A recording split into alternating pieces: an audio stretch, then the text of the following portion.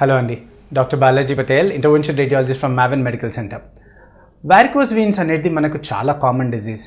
అది మనకు మొదట్లో సిమ్టమ్స్ కానీ లేకపోతే పేషెంట్స్కి ఎక్కువ డిఫికల్ట్ కానీ ఉండదు కాబట్టి చాలామంది దాన్ని అలానే పెట్టుకుంటారు. మీకు ఎన్ని ఇయర్స్ నుంచి ఉంది అంటే 10 ఇయర్స్ నుంచి ఉందండి, 5 ఇయర్స్ నుంచి ఉంది, 2 ఇయర్స్ నుంచి ఇలా చెప్పుకుంటూ వస్తారు. కానీ ప్రోగ్రెసివ్ డిజీజ్ కాబట్టి వారికోస్ వీన్స్లో మనకి లాస్ట్ స్టేజ్ అనేది కంపల్సరీగా వస్తుంది.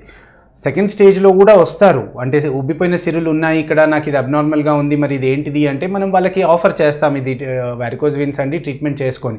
కానీ వాళ్ళు వినకుండా దాన్ని రంగు మార్పిడి అయ్యేదాకా, అల్సర్స్ వచ్చేదాకా లేట్ చేస్తారు. సో అల్సర్స్ వచ్చాక మనకు వారికోస్ వీన్స్ ట్రీట్మెంట్ చేస్తే అల్సర్స్ పోతాయా అని చాలామంది అడుగుతారు. అవునండి, అల్సర్స్ అనేది స్కిన్ మీద ఇన్ఫెక్షన్, తర్వాత పిగ్మెంటేషన్ ఇవన్నీ వచ్చాక వస్తాయి. సో మనము అల్సర్ని ట్రీట్మెంట్ చేయాలి, ఓన్లీ బయట నుంచి మనం ట్రీట్మెంట్ చేస్తే ulcers మానవు.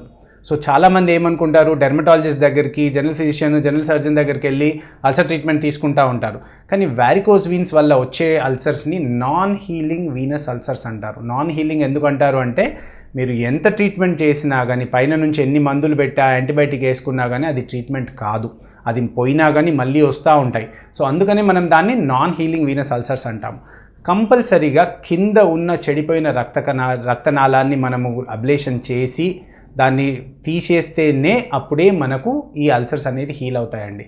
So compulsory endovenous laser treatment అనేది పొందాల్సిందే. పొందాక మనము అల్సర్ ట్రీట్మెంట్ అనేది చేస్తే అప్పుడు అల్సర్ మానుతుంది.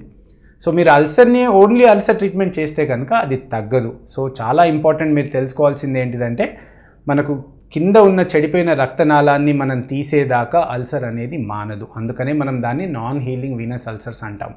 సో అల్సర్స్ ఉన్న వాళ్ళు కంపల్సరీ ఎండోవీనస్ లేజర్ ట్రీట్మెంట్ పొందాలని నేను చెప్తున్నానండి. Thank you.